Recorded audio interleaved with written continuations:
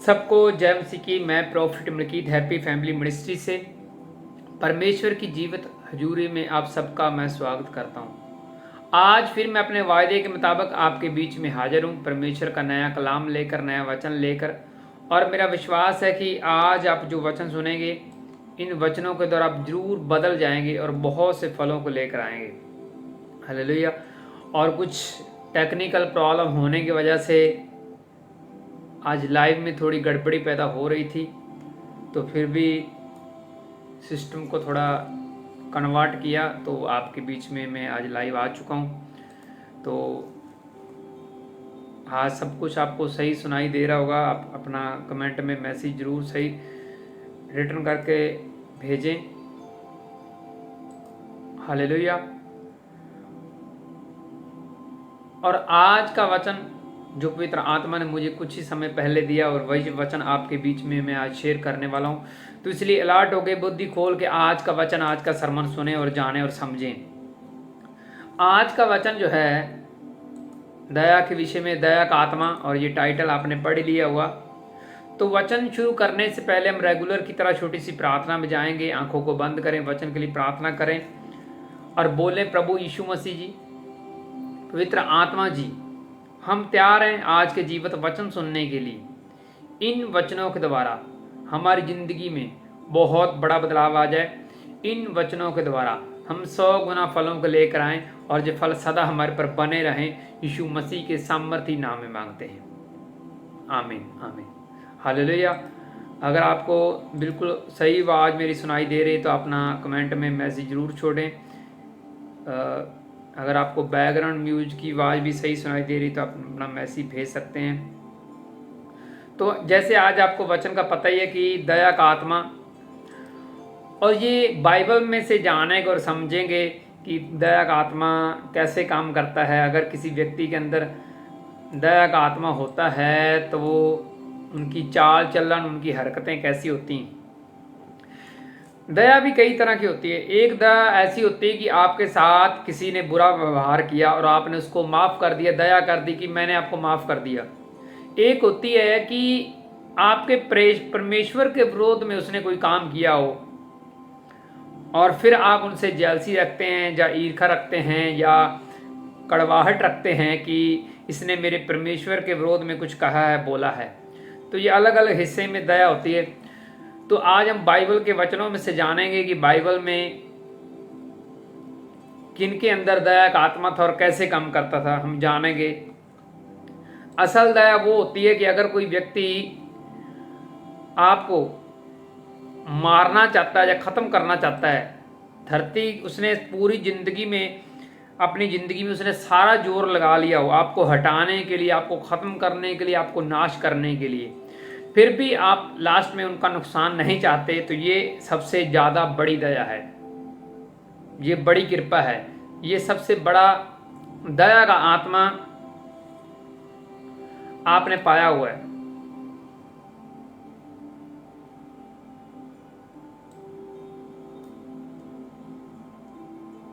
तो इसलिए अलर्ट होकर बुद्धि खोल के आज का वचन जाने और समझें।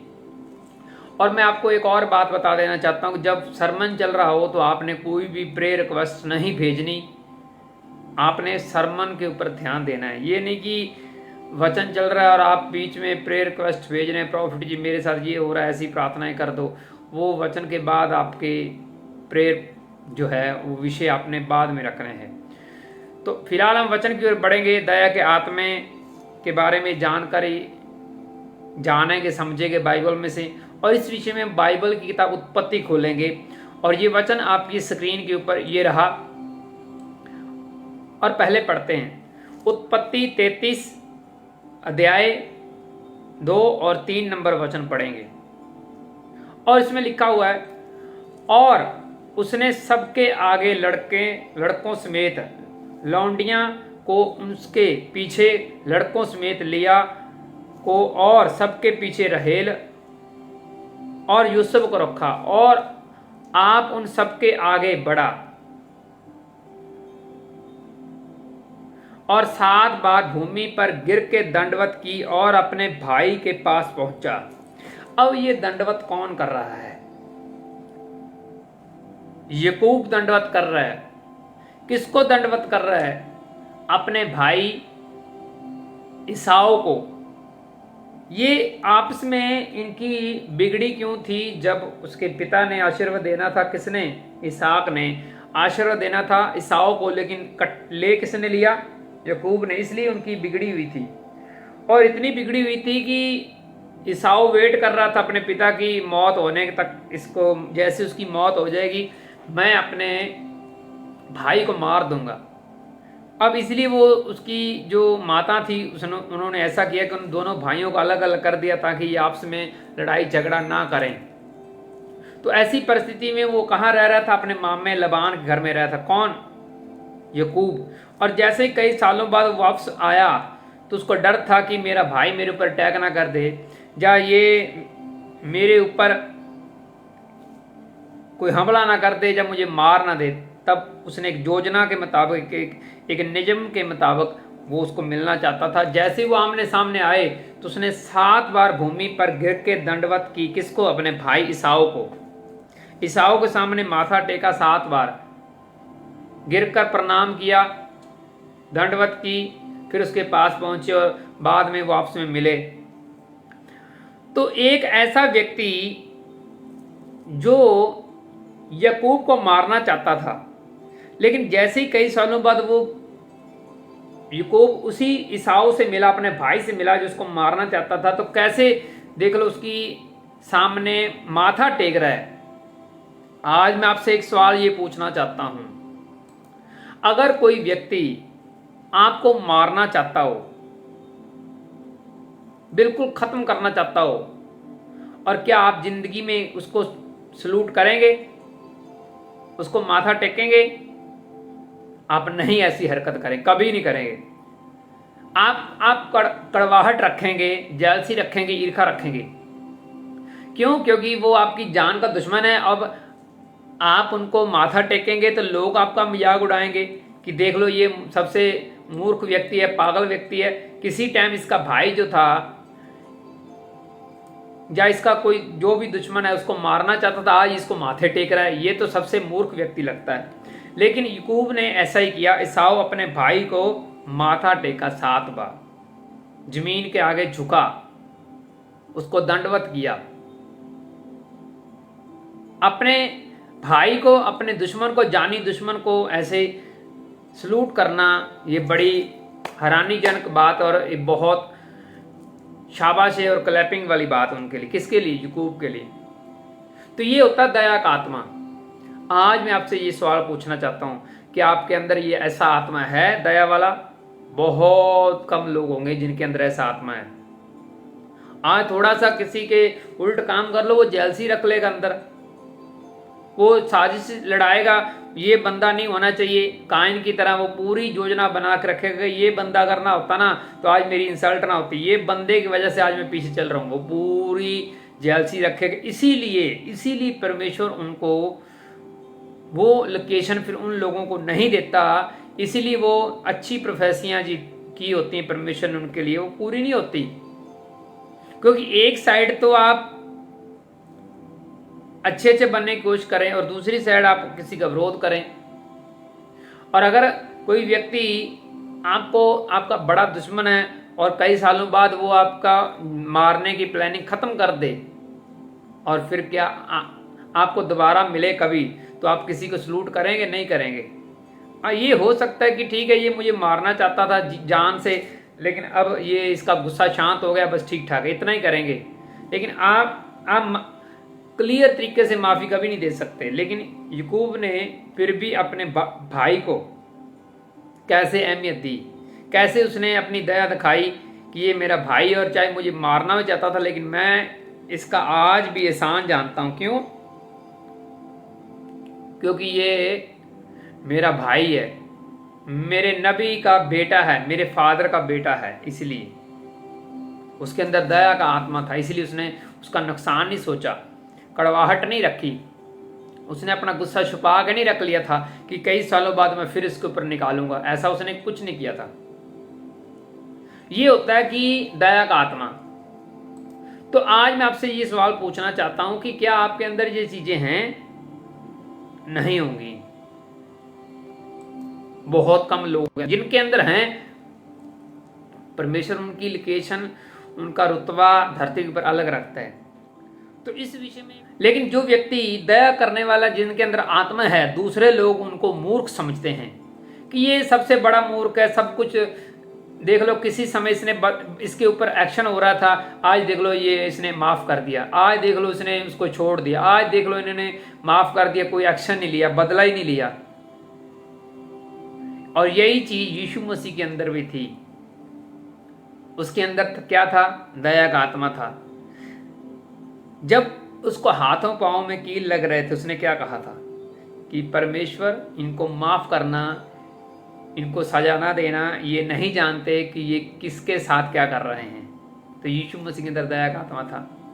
और इसकी मित्रता किसके साथ थी? यहोवा परमेश्वर के साथ। याकूब के अंदर क्या था? दया का आत्मा था। उसकी मित्रता किसके साथ थी? यहोवा परमेश्वर के साथ। यूसुफ के अंदर दया का आत्मा था, उसकी मित्रता किसके साथ थी? यहोवा परमेश्वर के साथ। दाऊद को कौन मारना चाहता था? शाऊल।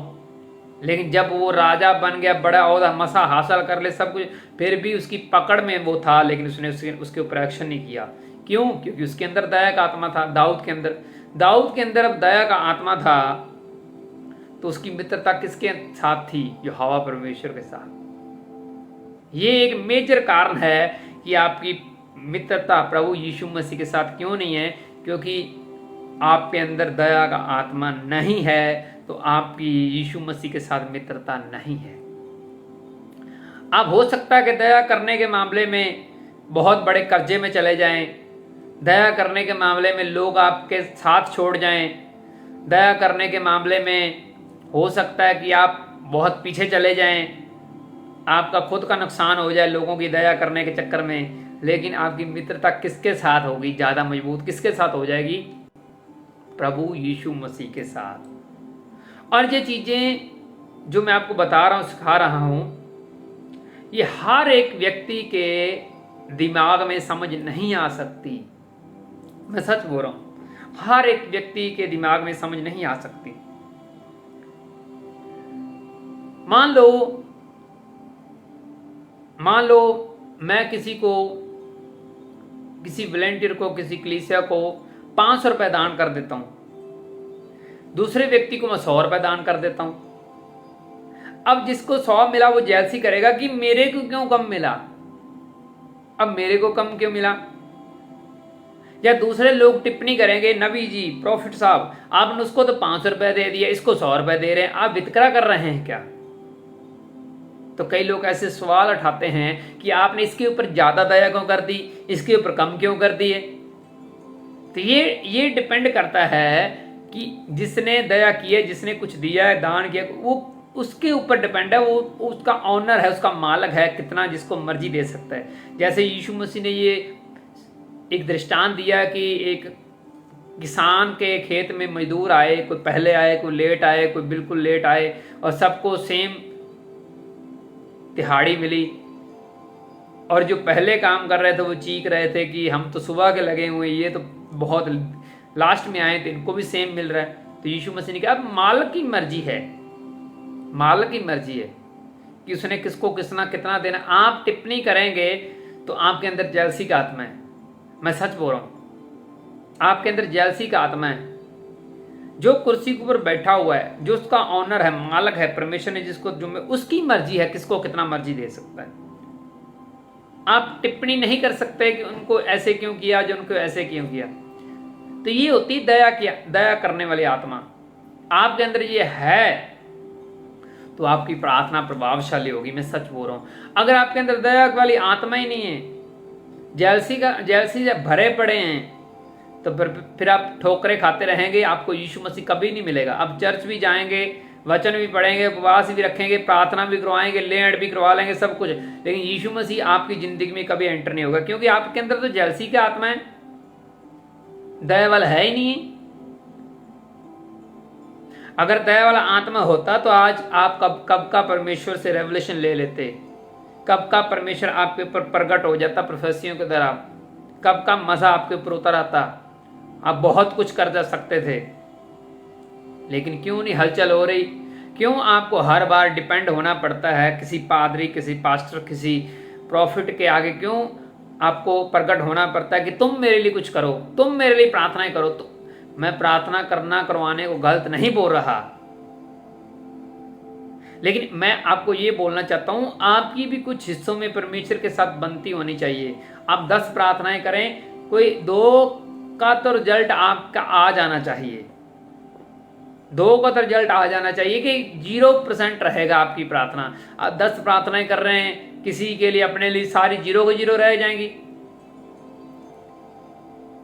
अगर आपकी सारी प्रार्थनाएं 0 हैं, कुछ भी हलचल नहीं हो रही आपकी प्रार्थना से, तो फिर आपके अंदर ये दया का आत्मा नहीं है। आप सिर्फ अपने लिए जी रहे हैं, लोगों के लिए नहीं, अपने लिए। जो व्यक्ति अपने लिए जीता है, ओनली अपने लिए, अपने पेट के लिए जीता है, तो वो आत्मा में कभी तरक्की नहीं कर सकता। लेकिन जो व्यक्ति दूसरे के भले के लिए जीता है कि चाहे कोई प्रॉब्लम नहीं, मैं पीछे रह गया, मेरा नुकसान हो गया, कुछ भी है, लेकिन मैं भला करना छोड़ूंगा नहीं इंसानों का, तो वो प्रभावशाली होगा आत्मा में। मैं सच बोल रहा हूं। तो इसलिए अलर्ट रहें।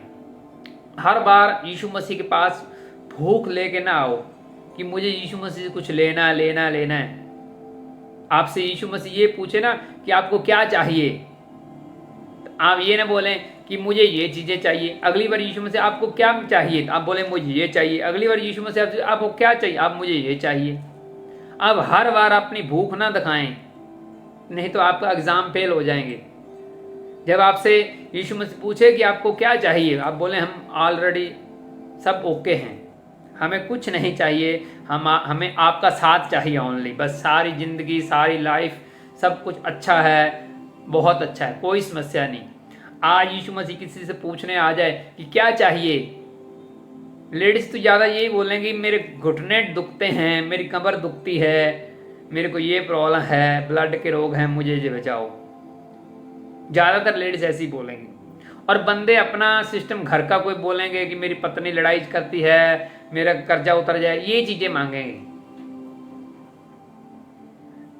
और ये जो व्यक्ति बुद्धिमान है ये चीज़ें नहीं मांगेगा, वो यीशु मसीह का साथ मांगेगा, यीशु मसीह के मसा मांगेगा, यीशु मसीह की भक्ति मांगेगा कि मैं और प्रार्थनाएं करने वाला बन जाऊँ, तुम में और बढ़ने वाला बन जाऊँ, वगैरह वगैरह।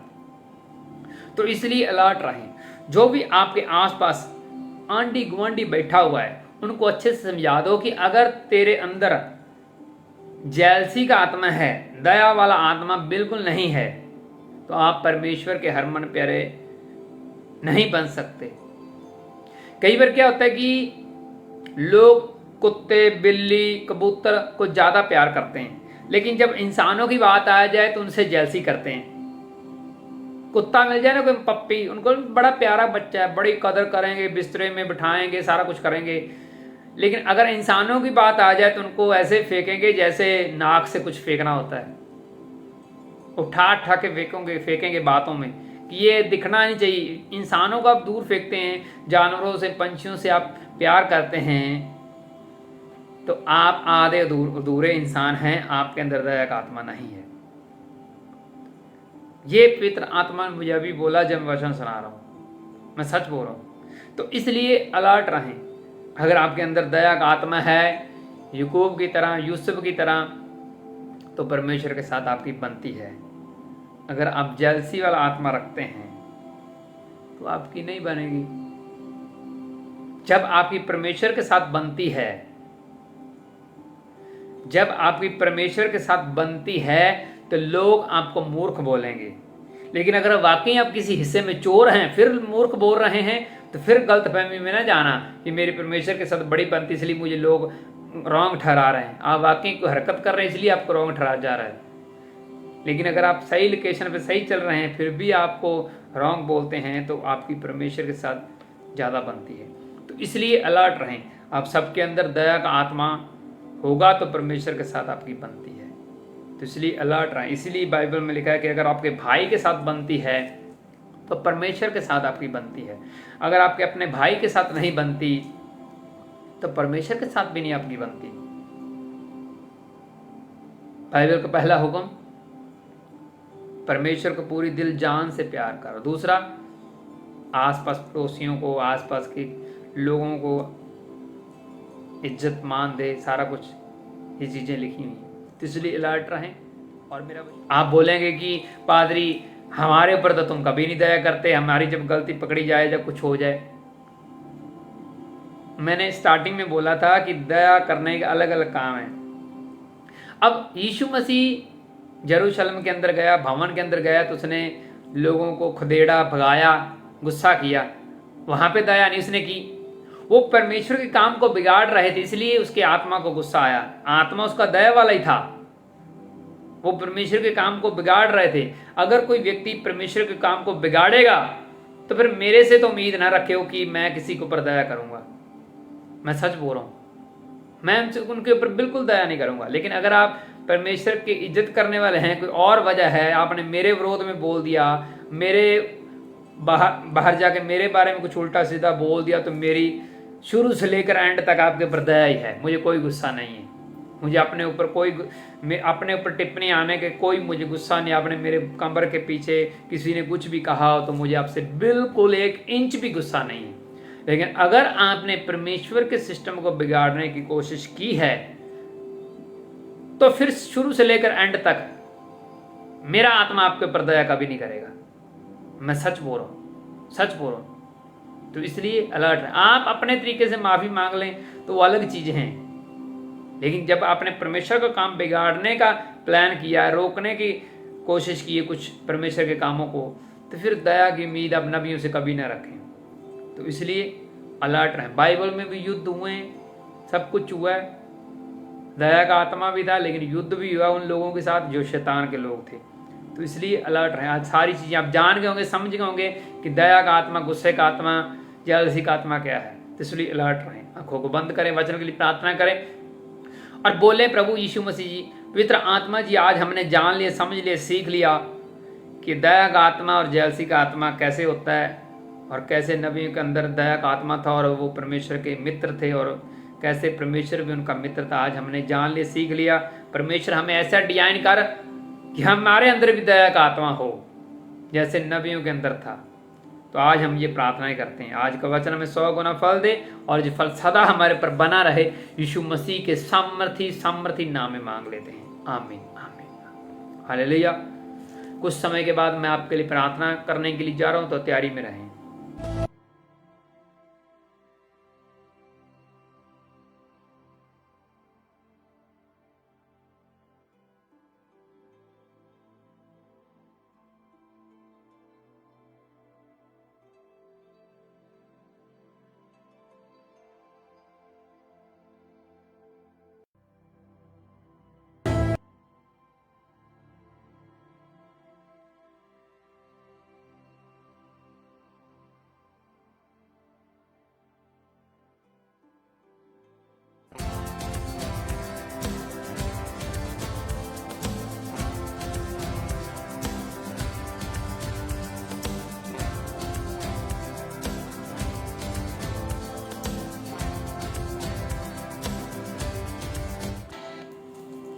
हालेलुया।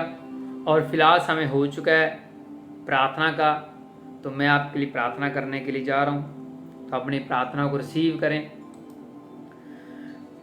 पवित्र आत्मा जी, मैं आपका दास इस सारी कलीसिया के लिए प्रार्थनाएं करता हूं। जो भी जन कहीं पे भी आज वचन सुन रहे हैं, इस प्रार्थना को रिसीव कर रहे हैं, परमेश्वर का आत्मा आप सबको छुए और आजाद करे यीशु मसीह के सामर्थ्य नाम में। और जितने भी जन कमेंट कर रहे हैं, अलग अलग मसले लिख रहे हैं, प्रार्थना बेनतियां भेज रहे हैं, परमेश्वर का आत्मा आपके साथ हो, आपकी हर एक मुश्किल को दूर करे और आपकी ज़िंदगी को और आसान बनाए यीशु मसीह के सामर्थ्य नाम में। मैं प्रार्थनाएं करता हूं, जो ऑपरेशन के लिए बुक हैं, परमेश्वर का आत्मा उनकी सारी बीमारियों को साफ करे, उनका ऑपरेशन को कैंसिल करता हूं यीशु मसीह के सामर्थ्य नाम में। जो कैंसर से पीड़ित हैं, परमेश्वर का आत्मा उनको भी छुए, जिनकी रसौलियाँ पथरियाँ हैं वो साफ हो जाएं। प्रभु यीशु मसीह का ब्लड लगा के मैं उनको फ्री घोषित करता हूँ। जो जिनका चलने में दिक्कत है, चल नहीं सकते, उनकी हड्डियों में जान आ जाए, पूरे शरीर के अंदर जान आ जाए, कमी कमजोरी चली जाए, हर तरह का बुखार रीढ़ के हड्डियों के पेन दर्द आपको छोड़ के चले जाएं यीशु मसीह के सामर्थ्य नाम में। ब्लड की रिपोर्टें, हार्ट की रिपोर्टें, घुटनों की, सिर की, सबकी सारी जो अंदरूनी समस्याएं हैं, जो पेशेंट हैं, बीमार हैं, वो हील हो जाएं यीशु मसीह के सामर्थ्य नाम में। आंखें, कान, जो भी किसी को जुकाम है, कानों की समस्या, आंखों की समस्या, परमेश्वर का आत्मा आप सबको छुए और बरी करे यीशु मसीह के सामर्थ्य नाम में। आपके रास्ते के आने जाने की समस्याएं चली जाए यीशु मसीह के सामर्थ्य नाम में। आप परमेश्वर का और वचन सुने, आप बुद्धिमान हो जाए, आपके अंदर दया का आत्मा काम करें यीशु मसीह के सामर्थ्य नाम। मैं अमृत के लिए प्रार्थनाएं करता हूँ, जो असम से काफ़ी लंबे समय से हमारे साथ जुड़े हुए हैं, और परमेश्वर का आत्मा इनको भी छुए और उनकी ज़िंदगी को और ज़्यादा आसान बनाए और तरक्की करें यीशु मसीह के सामर्थ्य नाम में। और मैं प्रार्थनाएं करता हूँ जितने भी जन अलग अलग हिस्सों में कमेंट कर रहे हैं, उनके लिए भी प्रार्थनाएं करता हूँ। परमेश्वर का बहुत बड़ा हाथ इनके ऊपर सदा बना रहे यीशु मसीह के सामर्थ्य नाम। हर तरह की बीमारियों की रिपोर्ट्स नॉर्मल आ जाएं, घर के हालात सुधर जाएं, लड़ाई झगड़ा चला जाए, शैतान आपकी बुद्धि के ऊपर अटैक ना करने पाए। प्रभु यीशु मसीह के सामर्थ्य नाम में आप आज़ाद हो जाएं, छूट जाएं और एक बड़े छुटकारे को हासिल करें यीशु मसीह के सामर्थ्य नाम में। और जिनके बच्चे नहीं, परमेश्वर का आत्मा उनको बेबी ब्लेसिंग दे, और जिनकी शादियाँ नहीं होने पाएँ और जिनके तलाक की स्थिति बनी, उनको कैंसिल करता हूँ। परमेश्वर का आत्मा आपको छुए। जो जिनके मकान नहीं है, उनके मकान, परमेश्वर उनकी हेल्प करे उनके मकान बनाने में। और जो व्हीकल लेना चाहते हैं, परमेश्वर का आत्मा उनकी भी हेल्प करे। आपकी ज़िंदगी में परमेश्वर बहुत बड़े काम करें, आपकी मिरेकल मनी करे, आपका गुड न्यूज़ आपका हिस्सा हो, आप बड़ी गवाहियों के साथ वापस आ जाएं यीशु मसीह के सामर्थ्य नाम में। और ये सारी प्रार्थनाएं प्रभु यीशु मसीह के सामर्थ्य नाम में मांग लेता हूँ। आमीन आमीन आमीन, हालेलुया। और फिलहाल मेरा जाने का समय हो चुका है, तो फिर मिलेंगे रविवार को खुबाया और मेन ब्रांच में नए चिन्ह चमत्कारों के साथ, नई प्रोफेसी के साथ, नए वचनों के साथ। तब तक आप सभी को जय मसीह की। God bless you. Bye bye, take care.